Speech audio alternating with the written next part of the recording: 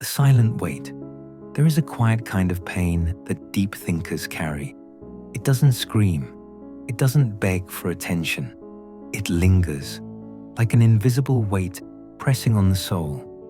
It's the pain of noticing too much, of hearing what was never spoken, of feeling what others refused to feel. Most people move through life in a haze, blind to the subtle details around them. But deep thinkers, they notice everything. The tremor in a voice, the hesitation behind a smile, the emptiness behind laughter. They see the masks others wear, and they can feel the weight those masks leave behind. This awareness is both a gift and a burden. It gives them insight, but it also leaves them carrying emotions that were never theirs to hold. The dinner table moment. Imagine you're sitting at a dinner table. The conversation is light, filled with laughter, gossip, and meaningless chatter. Someone jokes about the weather. Another shares a story from the news. Everyone nods and plays along. But then you speak. You say something real, something honest, something that cuts through the noise. And suddenly, the air changes. No one laughs. No one responds. A throat clears. Someone shifts in their chair. Another quickly changes the subject. The moment is erased with a casual, "Anyway." But you felt it. That small rejection, that unspoken discomfort. It happens more often than you care to admit. For deep thinkers, this becomes routine. They learn that truth, when spoken aloud, can disrupt the fragile illusions people cling to. And so, the thinker begins to wonder, is my honesty too heavy for the world? Jung's warning. Carl Jung understood this perfectly. He believed the deeper you go into your own mind, the more alienated you become from the world. Not because you are broken, but because the world prefers illusion. Society rewards those who conform, those who smile without questioning, those who follow without hesitation, those who keep up the charade even as they fall apart inside. But deep thinkers, they can't pretend. They see through it all, through the fake smiles, the empty rituals, the hollow systems designed to distract. Jung once wrote, "The more intelligent and self-aware a person is, the more they suffer from the unconsciousness of society." It wasn't a compliment, it was a warning. Awareness is not celebrated in this world. Awareness is punished. The curse of childhood. This curse begins early. From childhood, deep thinkers are misunderstood. They ask questions that unsettle adults. Why do people lie? Why do rules change? Why does love sometimes feel conditional? But instead of answers, they're silenced. They're told, "Don't ask so much. Just do as you're told. Why can't you be like the other kids?" So they learn to stay quiet. But the questions never stop. They grow sharper, heavier. Children who see too much grow into adults who feel too much. And when the world tells them to mute themselves, they carry their truth inside, unspoken, until it becomes a kind of private universe. By the time they reach adulthood, these thinkers have built entire worlds within themselves, filled with unspoken truths, unexpressed creativity, and unresolved longing. And while others live comfortably on the surface, deep thinkers live with oceans inside them that no one else will ever visit. The misunderstood adult. By adulthood, the pattern is clear. At work, they're told to follow the script. Don't think too deeply. Don't question the system. In relationships, they're told they're too intense, too complicated, too emotional. On social media, they're told to just be positive, to filter their truth into something digestible. So they hide again, not because they want to, but because they've learned what happens when they don't.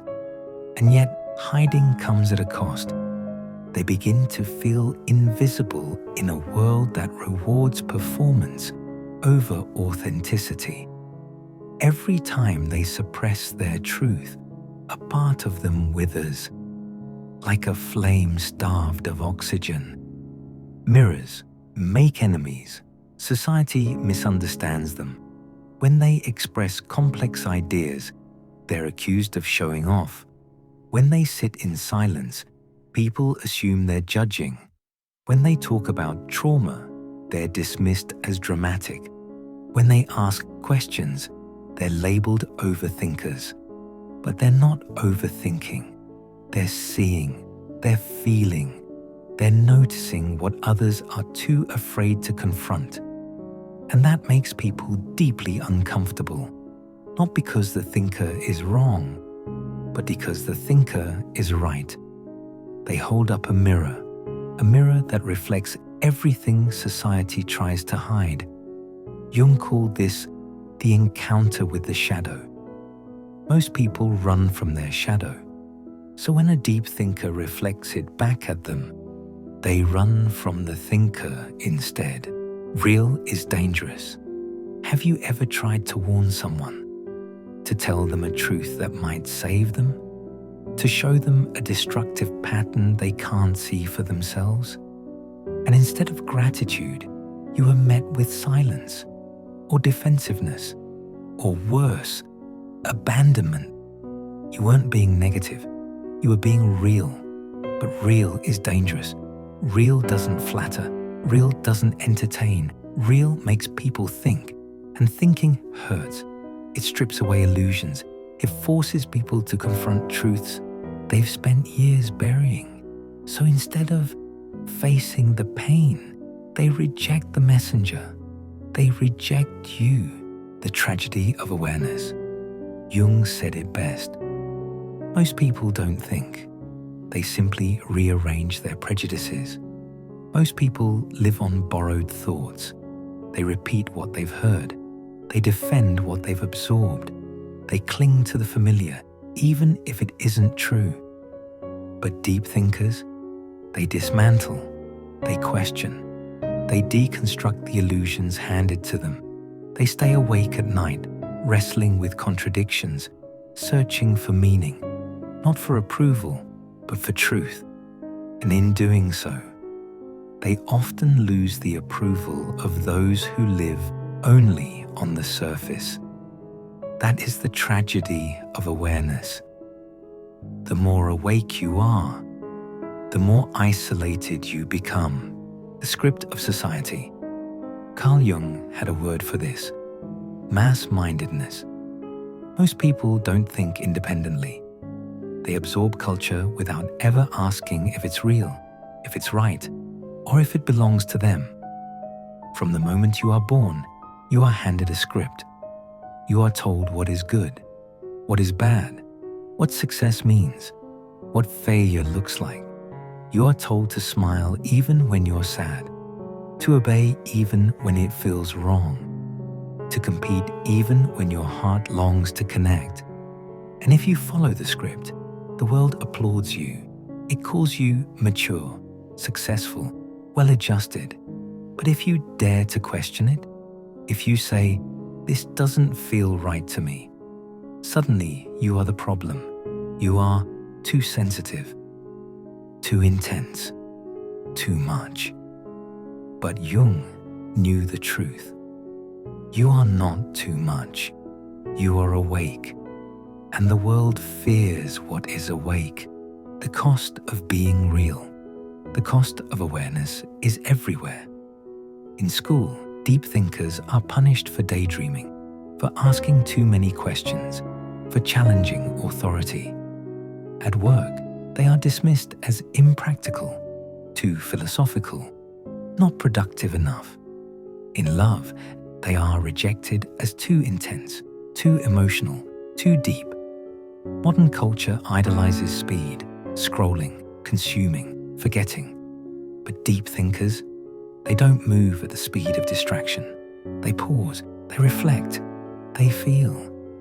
And that pause unsettles people because silence reveals truths.